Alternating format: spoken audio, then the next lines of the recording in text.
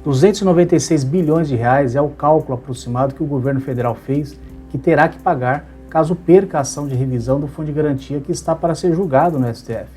Isso tem deixado milhões de brasileiros na expectativa de receber algum dinheiro. Prazer, meu nome é Emerson, sou advogado e começa agora o segundo episódio da série Revisão do meu Fundo de Garantia.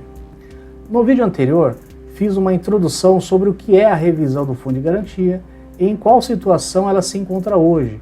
E nesse segundo vídeo, tratarei sobre as probabilidades de decisão que o STF pode dar no julgamento desta ação. E se você caiu nesse vídeo e tem interesse pelo assunto, recomendo ir para o nosso primeiro vídeo da série clicando no link que aparece aqui em cima. É muito importante você acompanhar desde o início para entender todos os pontos a seguir. Antes de iniciar, é importante deixar claro uma coisa. Ao contrário do que muito se divulga na internet, a revisão do Fundo de Garantia, na sua grande maioria dos casos, não representa uma bolada e tão pouco pode ser considerada como uma causa-ganha. Aliás, desconfie de quem afirma isso. Não existe causa-ganha. Se a causa fosse ganha, não teríamos que ter um juiz para analisar, não existiriam recursos judiciais para que outros juízes reavaliassem a decisão, entre outras ações na justiça. O que existe são probabilidades da ação ser julgada ou não procedente. E isso depende de uma série de fatores, tais como a atuação do advogado que contratar, a jurisprudência formada nos tribunais, as provas que conseguir produzir no processo, dentre outros fatores que influenciam diretamente toda e qualquer ação na justiça. Mas nunca, qualquer tipo de ação, seja ela qual for, trabalhista, civil, previdenciária ou qualquer outra da área do direito, nunca se pode afirmar que uma causa é ganha. Lembro também que o STF apenas julgará se o índice da TR é ou não constitucional, porém, como já expliquei no vídeo passado, ele poderá dar essa decisão de várias formas. Esta possibilidade que o STF tem de decidir de várias formas tem um nome técnico, chama-se modulação. Ou seja, o STF vai decidir se a TR é ou não constitucional, porém poderá modular a decisão. Então vamos ver quais são os tipos de modulação que o STF provavelmente vai fazer. Primeira hipótese. STF conceder o direito a todos. O STF poderá julgar que a TR é inconstitucional e a modulação da decisão poderá ser de forma que todos os trabalhadores tenham direito, independente de terem ou não entrado com a ação.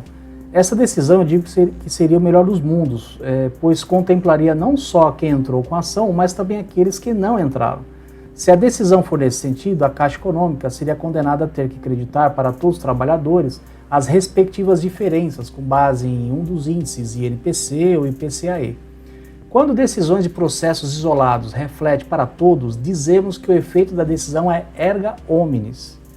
Este é um outro termo que você verá muito na mídia, dependendo da decisão do STF. Segunda hipótese. STF conceder a todos, mas dando direito apenas aos últimos 5 anos.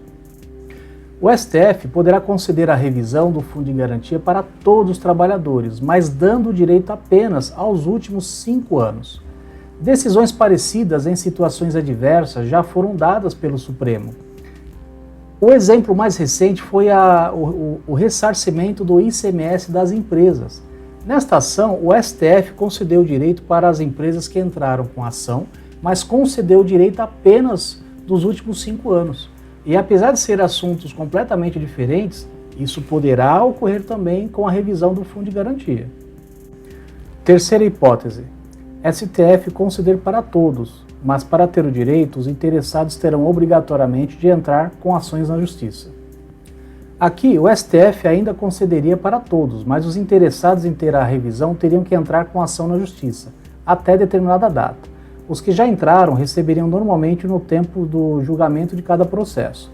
Esta é uma hipótese que acredito ser uma das menos prováveis, visto que no direito temos um princípio da economia processual, não fazendo muito sentido o STF julgar algo que aumentaria o número de ações na Justiça. Mas é uma hipótese que não podemos descartar. Quarta hipótese. STF conceder apenas para quem entrou com ação até a data do julgamento pelo Supremo. Esta hipótese é a que muita gente está apostando. Prova disto foi a correria em todo o Brasil de pessoas querendo entrar correndo com a ação, dias antes do julgamento no STF, que estava agendado para ocorrer no último dia 13 de maio de 2021. e que foi novamente adiado. Aqui a decisão do STF seria apenas para quem entrou com a ação, mas cabe também destacar que o STF, nesta hipótese, também poderá, por exemplo, modular a decisão para conceder a revisão do Fundo de Garantia apenas nos últimos 5 anos. Quinta hipótese. STF concederá apenas para quem entrou com a ação até determinada data. Por exemplo, o STF poderia conceder apenas para quem entrou com a ação até 2018, ano em que o STJ concedeu a decisão final. É uma hipótese e não é difícil de acontecer. Lembro que o STF julga de forma jurídica e também política. Antes de abordar a última hipótese, se está gostando do vídeo e deseja que eu traga aqui análises sobre outros assuntos relacionados ao direito do trabalhador, então coloca nos comentários, vou ter o maior prazer de analisar todos. Vamos então à última hipótese. Sexta e última hipótese. O STF negar tudo. Sim, exatamente isso. O STF simplesmente pode reconhecer que a TR é inconstitucional, afirmando que realmente esse índice não corrige nada, mas modular a decisão de forma que o índice da TR seja mantido como um índice oficial de correção das contas de fundo de garantia, até que o governo federal ou o Congresso Nacional promulguem uma lei substituindo a TR por outro índice, e que enquanto isso não ocorrer, nada muda. Um julgamento onde o STF já decidiu dessa forma foi quando teve que julgar sobre o adicional de insalubridade. Alguns anos atrás, a discussão era que o salário mínimo não poderia servir de base para se calcular o respectivo adicional. E muitos trabalhadores na época entraram com ação pedindo que o adicional de insalubridade fosse calculado com base no salário nominal do empregado e não no salário mínimo. Isso aumentaria significativamente o valor do adicional pago pelas empresas aos empregados expostos a algum tipo de agente nocivo à saúde no trabalho. Pois bem, o STF na época reconheceu que o salário mínimo não poderia servir de base de cálculo para nada, inclusive para o adicional de insalubridade, mas decidiu que, enquanto não tivesse uma lei mudando isso, o cálculo do adicional de insalubridade continuaria a ser pelo salário mínimo. E ponto final. Milhões de trabalhadores simplesmente ficaram a ver navios.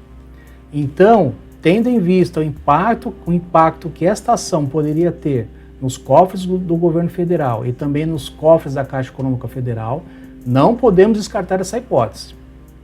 A DPU, Defensoria Pública da União, publicou uma matéria semanas atrás pedindo tranquilidade a todos os trabalhadores, pois como eles entraram, como a DPU entrou com uma ação coletiva, a decisão do STF valeria para todos. Mas eu digo a você que não há garantia disso ocorrer. O STF poderá modular da forma que quiser.